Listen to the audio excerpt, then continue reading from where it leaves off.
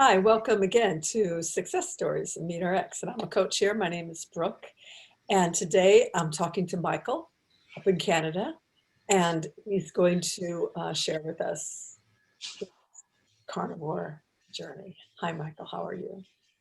Oh, I'm doing great, Brooke. Thank you. How are you? Very well, thank you. And thank you again for taking the time to share with us. All right. Sorry, my dog was just walking in the background there, but Yeah, I see it. It looks like it was a really big dog that walked past there. yeah, he's a Great Dane mix there. Yeah, so he just went to lay down in his bed though, so he should be quiet now. Very nice. Well, what brought you to the carnivore diet? What was going on for you that was Uh, I've kind of been on a probably 20-year journey finding health, to be honest. When I was about 19 years old, 20 years old, I gained a lot of weight. I was just, living a pretty sedentary lifestyle, drinking quite often, eating Burger King, McDonald's, all kinds of things like that late at night. And I ended up joining like a boxing gym. And from there, I had some pretty great results. I actually lost about 65 pounds in 3 months. My main focus was cleaning up my diet from not eating like the junk food, McDonald's and stuff like that. But as well, I worked so hard at the gym every day, and yeah, I had some pretty great results. And the gym owner saw my results and ended up offering me a job as a personal trainer and boxing coach. And everything was great for the first year. I did very well, but then my body just started kind of failing on me. Like I suffered ankle injury after ankle injury. I broke my foot. I had tendonitis in my elbow, knee, wrists, back spasms. Just was constantly getting hurt. And from there, I kind of reverted backwards, I guess, and stopped working at the gym and took a like supervisory role at my other job, which was at the airport. And so then I kind of spent most of my days driving around in a vehicle and just sitting down observing the workers. So from there, yeah, my health didn't do too well. But I stuck with the same kind of principles that had originally helped me, like largely plant-based approach. I ate chicken quite often and really stayed away from red meat because I'd kind of been fed the thing that red meat is bad for you. And yeah, I totally believed it, unfortunately. But yeah, as the years went on, I kind of gained more weight, and I started having like asthma issues that I had a lot when I was a teenager, and they started coming back quite heavily. And every time I went to my doctor, he would just give me the Ventolin puffers, Flovent, and Advair, and the pills. I forget what the pills were, but he basically said that this is something I was gonna deal with for most of my life, and here's your prescriptions, and sent me on my way. I wasn't really too keen on that, and I kept just reading as much as I could and speaking with nutritionists, and everyone kind of pointed me towards the healing with plants. And unfortunately, things didn't really work out as I intended. And I'd say in my early 30s, I started developing some more issues with like eczema, and just started getting flare-ups all over my hands, and then spread from there, and like on my forearms and on my torso, on my face, on my lower legs, and things like that. And were you still suffering from asthma too at this I point? was, yeah, unfortunately, yeah. So similar thing. I went to my doctor, and he just gave me cortisone steroid creams, and sent me on my way. And like to be honest, I kind of like would beg him, like you gotta help me, like these creams aren't working. Because anytime I would take the cream, like it would work great for a few days, but then if I ever missed a day, it would come back worse than before. And yeah, it was pretty awful. And I was just so upset by everything and dealing with a lot of depression and sorry there. Yeah, and I would spend a lot of time sitting on my butt in my basement and just eating crappy food late at night and like over and over I would try so hard to be completely plant-based, yet it would just completely backfire on me, and I would be so hungry all day long. And then if I had a stressful day at work or something, I would just go home and binge on like some days I would grab like a large pizza with some chocolate almonds or ice cream, and I would just binge eat it all because I couldn't control my sugar addictions. And yeah, unfortunately it was kind of a downward spiral. And like I always loved working out, but I just had such low energy, and it just wasn't worth it to work out half the time because I kept getting hurt. Like I probably rolled each of my ankles probably like 12 times each, like between bad sprains and breaks. It just kept happening, and like the doctors would just give me orthotics and send me on my way. And Yeah. fortunately, those seem to cause a lot more issues with my feet as well. I can't wait for this story to take a right turn. Yeah. Yeah. So I guess, yeah, this kind of went on for years, unfortunately. And I would eat a very, plant heavy diet, as I was saying, like mostly raw fruits and vegetables was the main focus. So, okay, so then you got to raw plants, raw fruits and vegetables. So you Yeah, really, like I would have these giant salads. yeah, all the Yeah. virtue you could possibly muster.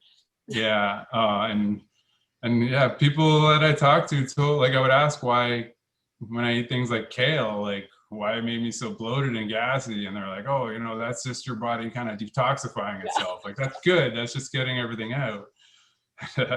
Toxin for And, decades. Yeah. yeah, and no, that definitely wasn't a good thing. And yeah, a few years back, I've always been a big UFC fan there, and I listened to quite a bit of the Joe Rogan podcast. And initially, I'd heard about intermittent fasting, and yeah, I started fasting probably 5 years ago. I did like a 16-8 approach, and yeah, it worked very well initially. My weight was about 230 pounds. I used to fluctuate between like 210 and 230. And then I got down to about 210. I lost a good 20 pounds, even maybe 205 actually, which was my lowest in quite a few years. And I felt good. I was doing great, but I still was binging on sugar late at night and still eating pasta and bread and things that I really shouldn't have, because yeah, those definitely had an effect on my stomach as well. But it was always whole grain, so that was always kind of ingrained in me that was healthy as well. But yeah, like that's good. yeah. Fortunately, yeah, it was just a lot of bad advice that I kind of fell for over the years, which I think is just so prominent, which is unfortunate. But then with the success with the intermittent fasting, like I had read quite a bit on why it worked so well, because I was actually had made my body fat adapted finally, which I never even had heard of before starting intermittent fasting. So I'd seen a bunch of videos on YouTube about keto, and saw a few keto guys on the Joe Rogan podcast as well, and ended up trying keto, and I was fully convinced that this was the key. This would help me. And although I did have some weight loss as well, I still kept having the digestive issues, and the eczema just wasn't going away at all, unfortunately.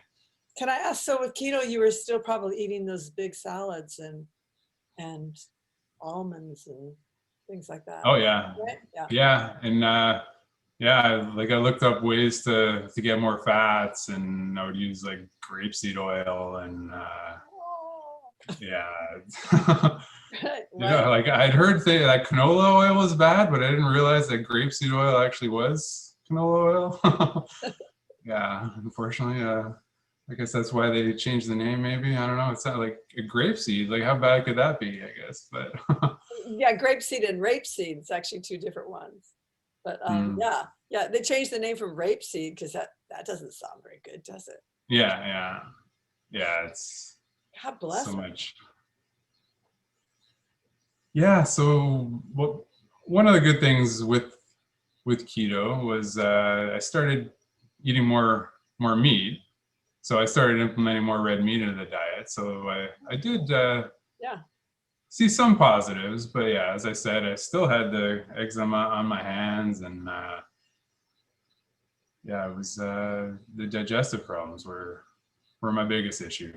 So I'd actually, like, prior to starting the intermittent fasting, I'd actually seen a naturopath who he was the first one to kind of suggest that I had issues with my gut, like leaky gut, and most likely had inflammatory bowel disease.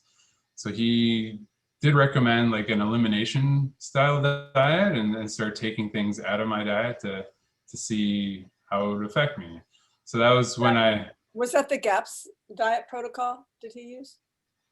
I believe, yeah, Mhm. something like that. But he mentioned said more of like an elimination diet, just take things out and see how it goes. So I took things out like beer and yeah, the pastas and the breads and things like that, and I definitely didn't have as much bloating, and things were a little bit better. But yeah, it was just I would try with all kinds of different approaches, and yeah, it wasn't really working as well as I totally had hoped. But it was kind of the start that got me there, and then yeah, eventually I heard this crazy guy on the Joe Rogan podcast talking about eating only meat, and yeah, I thought it was a pretty wild concept. But What at was it, this point, Sean or Jordan? no, it was ShawnBaker. Oh, Yeah, he Sean, was yeah. ShawnBaker first. Yeah, yeah. I actually, Jordan Peterson, I heard quite a bit from him as well. Like he definitely helped me with some things. But yeah, I heard ShawnBaker, and in his 50s and doing great. Like had amazing success, and yeah, it was such a wild concept to me, and like I listened to it very closely, and I took a lot of notes, and I was like, okay, this sounds interesting, but like I was still kind of dealing with the keto at that point. But then I kind of switched to more of a just keto and vegetable approach, like low carb vegetables, and again, saw a bit of weight loss, but still, I was still having those digestive problems. Yeah, unfortunately, I every day, like I was, it's kind of disgusting to describe things, but it was basically like all the fruits and vegetables that I was eating was just going right through me without being digested at all. Yeah. So after that approach didn't work, I heard ShawnBaker's book was coming out in November of 2019, and on the day it came out, I went out and bought it, and yeah, within a few weeks, I read it and decided, all right, after Christmas in 2019, I was gonna go all in with the carnivore diet, and yeah, so it was December 28th, 2019 was the day that I stopped eating vegetables, and from that day, like I can't even describe how different everything felt. Like I woke up the next day with just incredible amount of energy. Like instead of like kind of being lazy and bogging around, like I was so motivated to go work out, and I just felt great. Uh, I did have similar issues that Joe Rogan had in the first like week to 10 days where I had very loose bowel movements, and several times a day, which, as explained in the book, there is just kind of my body getting out all the fiber-loving bacteria that was blocking up my digestional tract. So But once that stopped, I swear I had the first proper normal bowel movement I had ever had, as long as I can remember in my life, to be honest. Wow. Uh, Yeah. and that was kind of what I was searching for since I had gone to the naturopath, is that, you know, I was looking for that normal bowel movement as a real sign of things were improving with health. And I tried so much, and nothing had really worked as I'd wanted to. And finally, this seemed to be the key. And from there, I ate, yeah, I would say predominantly red meat, eggs. I definitely had some pork, chicken, cheese, and then I was also putting like heavy cream in my coffee. And at first, you know, things were doing very well. And actually, yeah, from December 28th to February 18th, I dropped another 20 or so pounds. And for the first time in my life, I was like super lean. I had abs I could see, and I felt great. And then on my birthday in February there, I went to Cabo, and wasn't strayed a little bit away from the diet there. So I definitely had some tacos and tequila and bit of ice cream and things. And, you know, within like 3-4 days, like I started getting like eczema patches on my cheeks here, and the digestion kind of failed again. So I decided, you know, as soon as I got back, I was gonna go all in again and keep it going, because it was pretty obvious how well it was working for me. And yeah, I needed to keep on track. So the next few months, I did great. My digestion was great. Felt amazing. Workouts were great. I actually started running, which is something that I dreaded because I always hurt my ankles and things. Like, I used to play a lot of baseball, and I would always have to wrap my ankles heavily with sports tape just so I wouldn't roll. So all of a sudden I could run, and things felt good. I didn't have any too much joint issues, and That's things felt fantastic. great. That's great. Mm-hmm. Wow. Yeah, and then definitely in the last year, there were a few times where I kind of fell off the diet a bit, and like, especially being, well, my girlfriend, she doesn't have any of the digestive issues that I have, so she doesn't really she understands it a lot more now, but you know, she didn't really understand it too much before. So just having things like yeah, chocolate almonds or something in the cupboard, or even peanut butter and things, like, it just, although I didn't crave them anymore, like, that was another amazing thing, is that the cravings for sugar that controlled me before went away within a couple of weeks. And yeah, so I wouldn't crave them, but if I saw it there, like, I would just kind of think about it. It would be in the back of my mind, and every time I'd kind of walk by the kitchen, maybe like, oh, I'd sneak something. And even at work, yeah,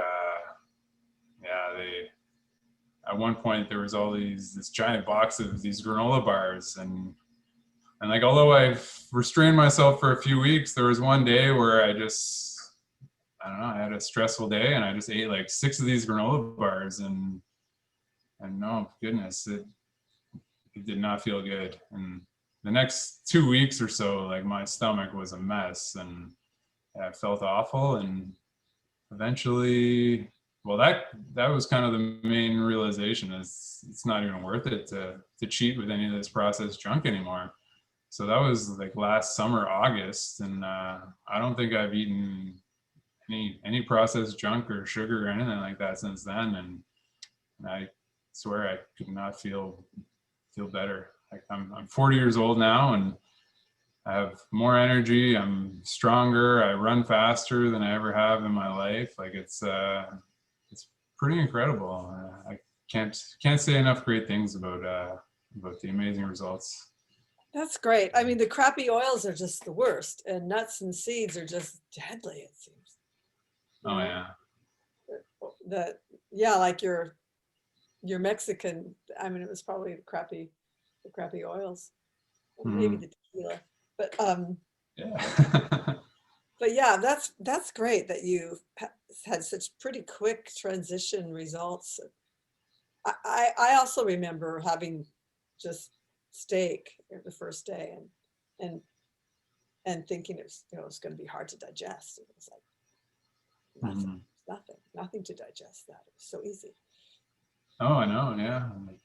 People have told me, oh, it would make you constipated, things like that. But no, it's not constipation. It's just, yeah, my body is actually digesting all the wonderful nutrition that's there and producing very little waste as a result. So Yeah, and not yeah, getting irritated and bloated and all those other things with the with some of the toxic properties of plants. Yeah. yeah, no, for sure. Yeah. So you had some autoimmune conditions, asthma and eczema. And what Mhm. I understand with autoimmune conditions is that you have one and you can start acquiring more. Mhm. Yeah, that's kind of what it seemed. There was, yeah, one time playing baseball, I actually got a cut on my hand, and it ended up, I guess my immune system was so poor that it ended up, there was like a red line started going up my arm. So Uh-huh. I ran to the emergency room and they put me on, they gave me this little machine that administered IV every 8 hours for like the next 10 days. And then literally 3 weeks later, I had an eczema sore on my lower calf, and the same thing happened. Like Yeah. 3 weeks later, and this time I got to the doctor quick enough where they were able to just give me oral antibiotics, so it wasn't too bad. But So it was yeah, systemic. And then yeah, it was. you're worried that, you might end up with MRSA or something. It's scary Mhm. stuff. Yeah, it was terrifying because I consider myself a healthy person. Like I ate all these, ate what I was told. Like every time I went to my doctor, he told me to lose weight, and I asked him how. He's like low fat and lots of fruits and vegetables, and You ate all those greens. yeah, and it may Was this work for before some people. the that that quick antibiotic need for that sore, for that cut? Was this before the asthma or is this after? I'm curious. It was after, yeah, like yeah, the asthma was something I first got when I was like 14 years old, but then when I first got into shape when I was about 20, that really wasn't an issue at all. But then, yeah, in my early 30s, it really started to become prevalent again, and yeah, it just kept giving me all those puffers, and yeah, I kind of relied on them. Like if I didn't have my puffer with me, I was kind of had anxiety worrying if something happened. Yeah. Yeah, that's no way to live. Yeah. So what do you eat now? Like a typical day. What do you eat? When do you eat it? Uh, so I just bought my for the fourth time I bought a quarter cow from the local butcher here in Nice. town. So I've been just loving that. Yeah, my freezer's always stocked, so I just gotta take out a couple things in the morning, and then yeah, about probably 1 in the afternoon, I'll cook up like a ribeye with two burgers, a bit of cheese on it. Uh, a lot of times, yeah, I'll have a couple of burgers with like 6 soft-boiled eggs or something, or fried eggs. So it's pretty much 95% of my diet right now is beef, eggs, and some like low lactose cheeses. Because there have been some that have kind of caused me some issues, but I do. Sounds good. Cheese is kind of my only vice these days. But it Sounds great. doesn't have much effect on my digestion. So that's great. Like there definitely have been some cheeses. Like I had this chili pepper cheese lately that kind of irritated my stomach a little bit. Yeah, But for the most chilies are part, definitely a intestinal irritant. yeah. And I've with my with having asthma as a kid, like I've always loved super hot foods because it actually kind of promoted like me to sweat and clear my airways and things. So I've always loved that. And I actually used to do like some hot wing challenges and stuff way back. But yeah, I definitely have to with cool it on that because hot wing challenge, you're getting the spicy chilies, opening up that gut lining, and then you're getting the crappy PUFA oil, the crappy polyunsaturated fatty acids. You're getting both. oh yeah, oh for sure, they're deep fried in that canola oil or soybean oil, whatever it is. Yeah. But no, it sounds stay like away from it's working well. Yeah, it's working fantastic. Like I can't, like I try to tell everyone in my life like how great it is, and so many people think I'm just this lunatic, but like this crazy guy that just eats meat. But the results speak for themselves. Like they all saw how I ate before when I weighed like 230 pounds. Like I was eating fruits and vegetables constantly, and I would have a bit of chicken here and there. I would even have maybe Subway sandwiches a few days a week with their chicken, and ended up learning that their chicken is like more than 50% soy as well. So it's not good. But what's your weight now? You look really lean. Right now I 170 pounds I weigh now. So this is the lightest I've been since I was probably 15 or 16 years old. Like it's quite amazing. Yeah. How's your sleep? Oh, the sleep is amazing. Yeah. For many years, I was an insomniac because I would get home late from work and binge on that sugar or pizza and sleep like crap and sleep all day. And